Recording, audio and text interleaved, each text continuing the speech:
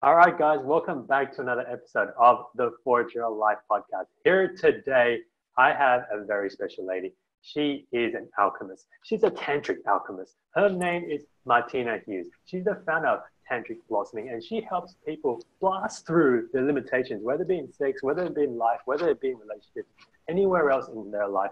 And that is what she is a master of. And she finds and transforms the lead into gold into your life. And I'm excited to have her on the show. So guys, please welcome Martina Hughes. Martina, great to have you on the show. Thanks, Richard, for having me here. It's great to have the opportunity to share with you and all of your listeners out there.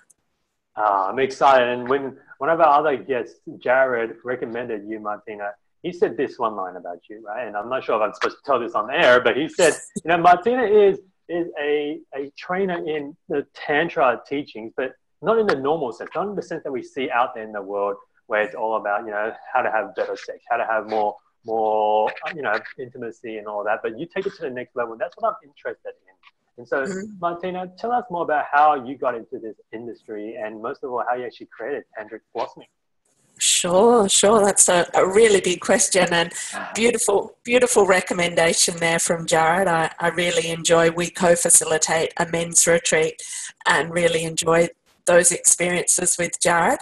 For me, I guess, to have a look at your question, how I got into this work was that I was a chartered accountant and I was pretty unhappy as a chartered accountant. Getting by in my life involved lots of drinking, lots of time, socializing, drinking, partying to try and fill the gaps of how unhappy I was, but then also trying to be this, serious, responsible person Monday to Friday, 9 to 5. So in some ways it felt like I had this split personality. And the other element during that time is that there was much more of my life force invested in other people than myself. So between working really hard and having this, persona of being this responsible, serious chartered accountant and then partying all weekend and, just like draining my energy out all over bars and pubs all over Launceston. And then, always being the person who could support and be a caretaker and an advice giver and being there for everybody else. So in a certain way, it was almost like Martina didn't exist in Martina's life. And that, the waking up for me, the first kind of epiphany that I had was when I was sitting on my veranda one night after way too many drinks and crying and still with a glass of wine in my hand. And it was like this lightning bolt went through me and I went, oh, I know, I'll move to Sydney. I was living in Launceston, Tasmania at the time, and all of a sudden everything in my world felt different. I knew that I was moving to Sydney. And so within the next week, I resigned and put my house on the market and started making plans. And what was different with moving to Sydney was that I knew the move to Sydney was all about me. I knew that I needed to pay attention to this unhappiness. I needed to pay attention to the feelings that I hadn't been listening to. I needed to really work through some inner questions that I'd been ignoring for a long time. And it was as though life had pushed me into this really tight point of crisis, and then I could no longer ignore it. And so then I moved to Sydney, still not knowing. Tantra definitely wasn't on my radar at that point, but I knew I needed to look at transformation. I needed to address this inner unhappiness. So I began on a journey of rebirthing and shiatsu and emotional and energetic healing, and a lot cleared for me. I addressed a lot of my early childhood conditioning and started doing deep transformational work. Spent some time traveling overseas and had some incredible experiences working in London, traveling the world, and still working as a chartered accountant, but all the while discovering more of, who's Martina? If I make choices for me, if I am listening to my heart, what is it that's true for my heart? How is it that I respond to the world that is different from the conditioned voices of my childhood and my life up until that point? And so after my travels, I landed back in Sydney and started to get curious about Tantra, sexuality, relationships, and I booked into a Tantra retreat and was very, very scared. Possibly the most scared I've ever been in my life.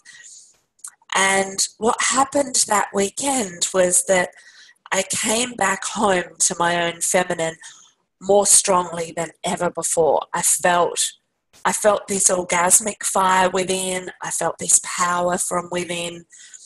I finally got what it was to feel feminine, and I got it from the inside out rather than being something I was doing from the outside in. And so from that time, my life began to change very dramatically. And people wanted to talk to me about Tantra and sexuality and relationships and this whole dance of feminine, masculine that was making such a difference in my life.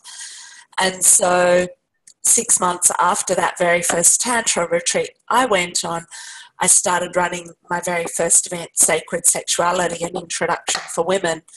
And 11 and a half years later, here I am. Wow, what a journey, Martina. And I love how you just broke it down. And I can totally relate to you because I used to work for a chartered accounting firm as well. And so I know what you're talking about. And I love that you brought up the question of you weren't living for who Martina really was. You know, I mean, at work, you're pounding yourself into just doing whatever it is to shut out what the parts of you that work won't accept. And then we go out and we go party and we drink away what our heart really wants because it's probably calling out too loud and we don't want to look at it. Yeah. Right? And for sure. I love that. And I love that you bring that up because especially for all the people listening here that sometimes we go through those situations where, you know, like just earlier this morning, one of my clients woke up and he's like, you know, I don't know what it is that I really want, Richard. I don't even know what it is that's for me. And I love your advice where and this is what I want to ask you here, actually, Martina, is like, you know, you ask yourself this question of, you know, what I'm guessing something similar along the lines like what I did was, you know, what makes me happy? What makes Martina happy? What makes Richard happy? Right? And then you decide to quit your job. You decide to leave Launceston, everything that you knew, and you went to Sydney. Right? Yeah. I mean, most people probably wouldn't even do that if they even knew who they were. Right? But then for you to not know who you were, what made you take that leap where you just said, you know what, I can't be here in Launceston and try and figure out who I am and what I love? I was aware that my patterning, my childhood, my family, my work, all of that created such a big part of, let's say, a false identity. Even though I didn't know that at the time, everything of who I was invested in the external. And there was very, very little investment in the internal. Yep. And I had enough intuition to know that I needed to leave Tasmania to break the patterns. I knew that staying in Tasmania would be very difficult to break the patterns. I also had a sense that I had to be exposed to different environments, different people, opportunities for healing, which were actually all very limited in Launceston. Like 16 years ago, there was almost nothing available in terms of workshops and healing opportunities there, whereas Sydney had always appealed to me on a heart level. I've always felt like Sydney is, you know, a spiritual kind of home for me. And there was a sense that, yeah, something inside of me just going, you'll find it in Sydney. Whatever you're looking for, Sydney's the first step. Mm-hmm. So I guess I was able to trust that because I knew that Launceston wasn't the place for me to meet my inner world longings, whereas Sydney felt like it offered the potential of that. I like that. No, that makes sense. And then I remember this one conversation I had with one of my friends here. And this was before he left Sydney to go work in Hong Kong and stay in Hong Kong for like another 4 or 5 years. And he said this to me, and this is when I was thinking of moving over to America to go work for the chartered accounting firm. And he's like, you know, Richard, a lot of people go and pack up their stuff and move to another city because they're trying to run away from things, right? And I've seen some people run away, Martina, and then they come back home and then it's like they haven't dealt with their stuff. So for you, when you ran away to Sydney, And then you seem like you went on a different path than some other people where they just run away and continue living the same way in another city. But for you, what did you have to do consciously so that you would actually shift your path from what you were walking down to another direction? Before I moved to Sydney, I'd bought a book about meditation called Wherever You Go, There You Are. Mm-hmm, mm-hmm. And I don't think I ever actually read the book, but the title, I think, was everything I needed to know. I wish I could do that with my books as well. And so I knew that I was very clear and very committed to myself in knowing that moving to Sydney wasn't the whole answer. Moving to Sydney was a step, and that moving to Sydney was not about running away from myself. And in actual fact, when I moved to Sydney, my life, ironically, it got smaller. You know, most people think if they go to a big city, their life gets bigger. But for me, it got smaller because I didn't know many people in Sydney. I had a very small handful of friends who'd moved to Sydney, and I did some temporary work in Sydney. So I had work, I had a couple of friends, but I was committed to spending a lot of time on my own. I was committed to doing some therapy. And in the first couple of weeks I was in Sydney, I was procrastinating a little bit on my choice of therapists because I'd been picking up some cards and looking at some websites. And then almost overnight, my jaw went into this massive reaction where it was so tight and really, really painful. There was about a 24-hour period where I started to get worried that I wouldn't be able to eat because my jaw was so tight. Oh, wow. And I went, okay, my body is telling me now, therapy now. Choose a practitioner, go, do some work, stop procrastinating. So that day, as my jaw's in pain, I'm speaking to somebody who was a rebirther because I didn't even know what rebirthing was at that point. But my intuition was saying, you need to see a rebirther. So I'm on the phone to this rebirther saying, can I see you tomorrow? I really need to see you tomorrow. I'm in pain. And then she booked me in for the next day. And that was my very first experience of something that was beyond counselling. I'd done counselling, but rebirthing took me much deeper into the inner world and helped me to begin clearing out some of the conditioned patterns and beliefs. I gotcha. So you had a conscious, it took you some effort as well. So you're not like a superhero, just walked in like, bang, this is where I know where I want to go. So yeah. You also went through that. Okay, awesome. Yeah. And I guess from that point on, when I started seeing that rebirther regularly, as I was letting go of the beliefs and the patterns, I was also instilling so much self-love into my life because my external life was smaller. Then there was space for my inner life to blossom. So I started journaling every day. I take beautiful walks in the park every day. I would sing to myself. I would draw. I would, do yoga and meditate. So there was this whole new inner richness that was taking up space that had previously, just been full of external activities. Wow. Yeah, because you create that space by stepping away from what you already knew. That was, we say, and this is what I tell my clients, is we have to give up sometimes the good stuff for us to invite greatness into our lives. And clearly you did that. And I'm excited for that because then that's why we're here to talk about yourself, and also wanted to learn more about Tantra. And so as we were talking offline before, Martina, from my own experience, which is super, super, super limited, I shouldn't even say experience, it's like nothing at all about Tantra, but, for the people who have no idea what Tantra is, just like myself, how would you explain it compared to what's already out there in the marketplace? Sure. So in one word, Tantra is expansion. So that's a beginning point. If I look at what's out there in the marketplace, there's a lot of people who focus on Tantra as sexuality, which is awesome. We need lots of positive messages out there about sexuality. There are others who focus on Tantra as being all about spirituality, which is also awesome.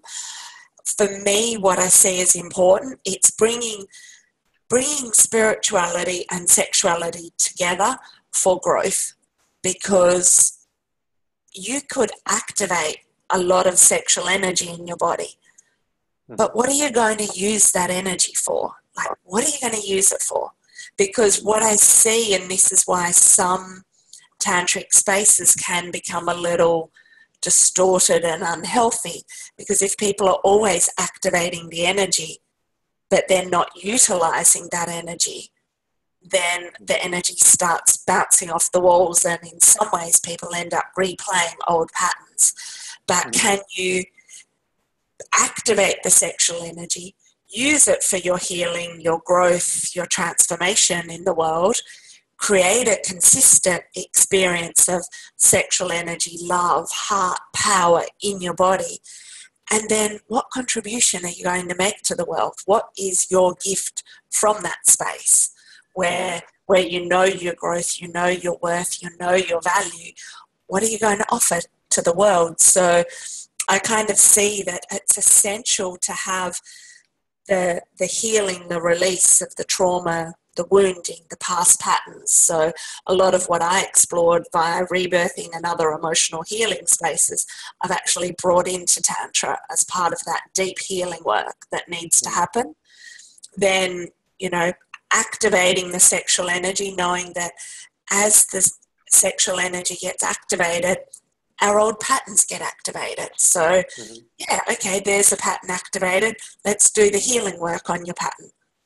Activate some more sexual energy, then, again, looking at your patterns. And then also the third element that I see as essential is self-love, because self-love is the daily grounding of this work. And self-love, it's the capacity to know who I am, to feel who I am, to express who I am, and from that space to be able to make a difference in the world. So for me, then Tantra becomes, yes, it's about expansion, and it's expansion with purpose, it's expansion with meaning, and being able to utilize that energy for something greater, which is it's the ultimate alchemy, the ultimate integration of our heart and our sexual energy.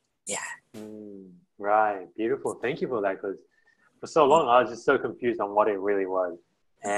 And then we go on that. So you say, if we activate our sexual energy and then it triggers a pattern, right? And how do we know if this pattern is a good pattern or a not so good pattern that we need to clear out? Like, are there examples of some bad patterns that you've seen in some patients or clients and that people need to be aware of that probably aren't even aware of? So, for example, one thing that's really common in our society is a behaviour of pleasing. Everybody's kind of been injected with this desire to please and being self-sacrificing. So one of the things that can be common is that people open up to feeling all this energy, and then they use that energy to further feed this pleasing pattern. Oh, what can I do for you? What can I do for you? How can I please you sexually? How can I please you in a relationship? So that energy is a distorted energy. It's in a lot of ways it's coming from the inner child inside that was seeking approval, love, and so on. And people will know if they're on an unhealthy pattern, because there will be, at some point there'll be a whisper from inside that says, this doesn't feel okay. This is not good. This is not the right path. And the energy that's available actually becomes diminished, because if you're playing out the pattern starts to stifle the expression of your natural energy. So if people are running out of energy very quickly, then chances are they're back in their pattern. And also, the pattern tends to have quite obvious ways of showing up for people. Quite often when men come to my workshops, they're coming because they've been stuck in that place of, being the nice guy and being the one who, women always lean on for support, and being the one who's the safe guy and so on. And they're going, well, why don't I have fulfilling relationships? Why don't I have the quality of sex that I want? And it's because they're so stuck in those patterns. And so then learning how to listen to the voice from within, you know, the voice of self-love that says, you know, put Richard first, put Martina first, you know, the voice of self-love that makes choices for self and knows how to take care of self before others. And this is something I want to touch in here. So we talk about self-love and we all know that it's needed. At the same time, for all these nice guys, for all these people who are people pleasers, who are told you shouldn't be thinking about yourself, you should be sacrificing yourself, you should be doing everything else for other people because it's always better to do that. And then so when we give them this type of advice here, Martina, and I'd love to get your perspective on this, when you tell someone that you need to start looking after Martina, you need to start looking after Richard first, then you can help other people. You know, I mean, like, I can imagine that, and this is because I've been through it as well, and I'm sure you have too, is where when you start listening and trying to take care of yourself, it feels a bit selfish, right? Because you're not used to it. And so what are some of your tips for people who are just learning that they know they need to start spending more time on themselves, start saying more no to other people so that they can say yes to themselves? What would be some of your tips to help them shift over this idea that it's me being selfish here? One of the things I find is that if people don't create that time and space, they will end up burnt out. So sometimes people come to me because they have reached the burnout point, and I'm familiar with the burnout point. I've visited, you know, a few times myself. And so the cost of not practicing self-love is actually really high. So in some ways, it's quite easy to work with the people who've already reached burnout point because they know they don't have another choice. For the ones who haven't reached burnout point, it's encouraging them to listen to what feels uncomfortable, to listen, to pay attention to the parts that are painful inside, and asking them if they want more of the pain or if they want more of the peace. And so through doing some of my programs, they start to taste, you know, the peace, the sweetness, possibility of transformation. And then the more they taste it, then the more disciplined they are to have more of that in their lives. And it takes a conscious effort to tune out those external voices, you know, those voices that say, oh, you're selfish for doing, you know, another yoga class, or you're selfish for doing another meditation. And sometimes those voices are imagined. Sometimes we think that's what other people are saying because, you know, we've picked up so many internalized voices over the years. But we also need to just, even when we hear it as an internalized voice, to go, no, this is more important. You know, my life, my energy, what lights me up is way more important than any of those voices that I've taken on or that are out there. And it's much better to make that choice consciously than to be driven to that point because of burnout. And I'm so glad that you brought up that point about the external voices, because I was just going to ask you about that, like, especially for the big people pleasers out there, once they start doing things for themselves, because they trained up their environment. When I say trained up their environment, we trained up other people, our friends, our family, to expect this from us. And then when we don't do it anymore, they're like, whoa, who's this Richard guy now that's not the same, that doesn't want to go pick me up from 1 hour away or something like that, right? And I'm so glad that you brought that up. And it's so important to just recognize that, you know, and this is what I've told my clients as well, is that, you know, people will say you're selfish. People will say, you know, you've changed and, you know, you're not being the same person you are. But it's also because, you know, we used to bend over backwards to help people, but now it's more like, let me sort myself out first so then I can help more people later on, isn't it? And it's funny, Osho talks about it in his book, Being Love, which he talks about all the internalized voices and how when we go to make love to somebody, there's, you know, there's the internalized voice of the mother, the father, the school teacher, this person, that person. And so actually when you're making love with somebody, there's each person has all of their own internalized voices at play. So how can two people ever be present with each other, you know, and ever truly make love to each other while there's all these internalized voices running the show? Particularly because on the topic of sex, the internalized voices are so strong, like, oh, you shouldn't be doing that and you shouldn't do that till you get married, or, you know, you don't want him to think you're easy, or you don't want her to think you want too much, or whatever the voice is. So, you know, the topic of sex itself is loaded with internalized voices, but it's also why activating sexual energy is a really prime opportunity for clearing out those internalized voices, because as the sexual energy activates, the internalized voices come up, and then there's the chance to go, oh, that's not who I am. That voice belongs to somebody else. Thank you, but no thank you. Back to who I am. So part of the process I see for clearing out the internalized voices, and I see it make a difference in my clients, is instead of all these voices in here running the show, it's like back to the belly, back to the breath, where we can hear our own true voice. Beautiful. I love that. And this might sound like a silly question here, Martina, but it's just in my head, it's like, how does one activate their own sexual energy then?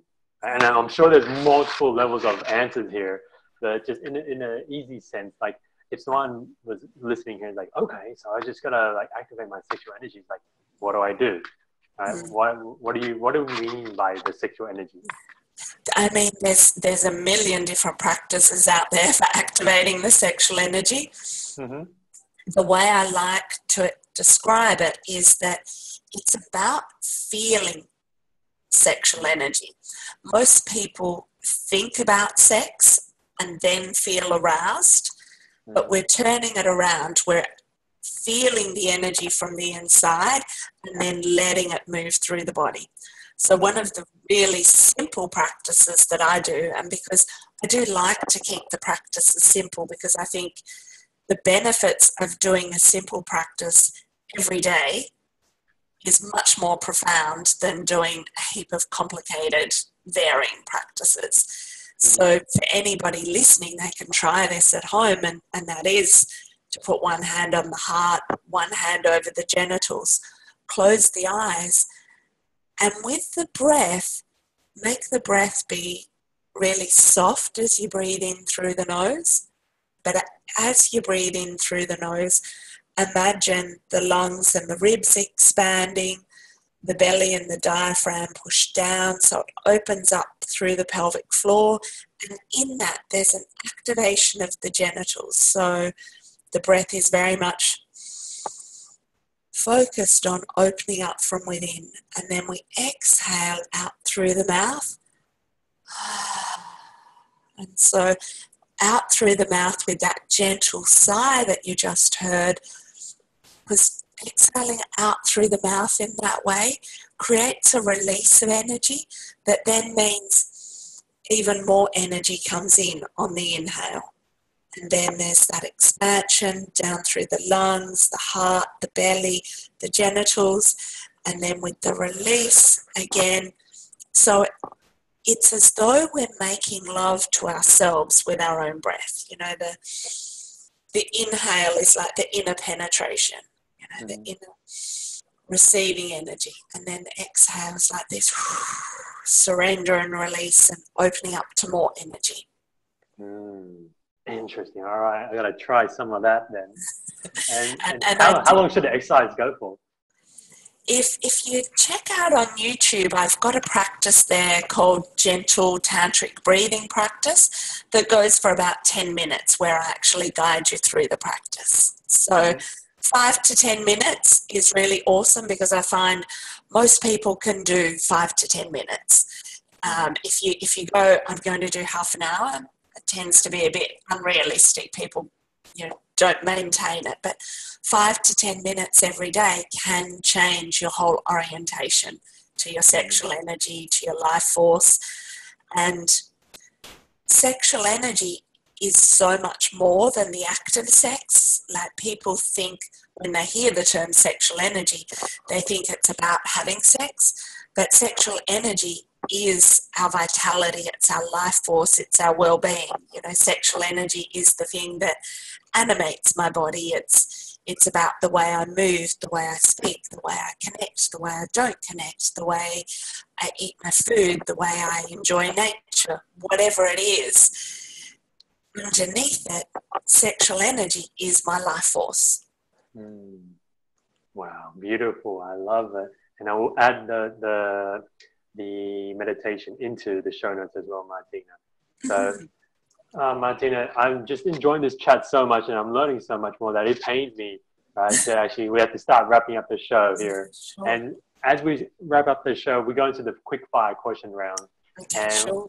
this is where I get to ask my favorite question here, Martina, is what we call the time travel moment, where if you could go back to any time in your life and you could see little Martina and you can ask her or give her one piece of advice that you know today, what time period would you go back to and what would you tell her?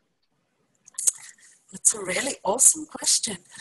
I would go back to my mid-20s and I would let her know that she is way more wise and sensitive and powerful and connected and magnificent than she can imagine, and that there is no need to play small, there's no need to shrink herself to please others, and that she can take all the space she needs for her feelings, her expression, for being herself, and to really trust what arises from that space. Beautiful, amazing, I love it. And then our next question here, Martina, I'm sure you've read a lot in terms of Tantra, and if someone's looking to start and learn a bit more about Tantra, you know, what's a book that you would recommend that they pick up and read? My most highly recommended book is Tantric Orgasm for Women by Diana Richardson. And even though the title says it's for women and it is about a woman's body as such, all of my male friends and clients have always said they've learnt much more about women through reading that book than any other resource. And it's written in a really beautiful way that's easy to understand, easy to feel, and helps reorient the sexual journey to being one that's felt through the body rather than through the head and the imagination. Awesome. We'll add that into the show notes. And there's one question here I want to ask you, Martina. I mean, like, you do a lot of work with Jared, and as part of our brand here, The Ultimate Man, I think that there's a big gap between what the world is at right now and what the world needs from men. And you know, this is one of my favorite questions, is that, you know, what do you think the men who are listening to this show right now, what do you think is one thing that they need to do in order to bridge this gap to become the modern man that the world needs them to be right now? For me, men need to come back to being true to themselves.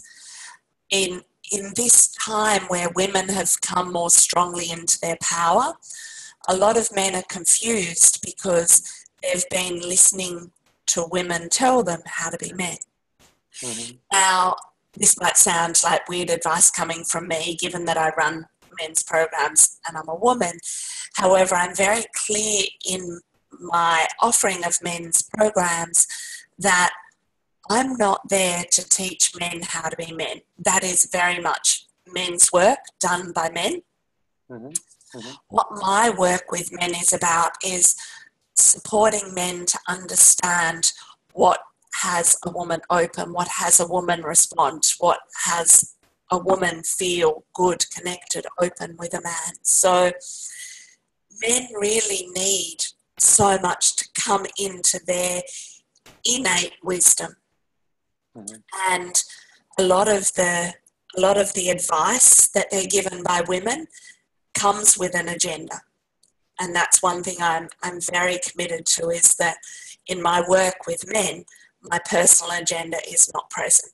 You know, I'm very much coming from the place of what is for the higher consciousness of men and women on the planet, because we can all support each other to raise up.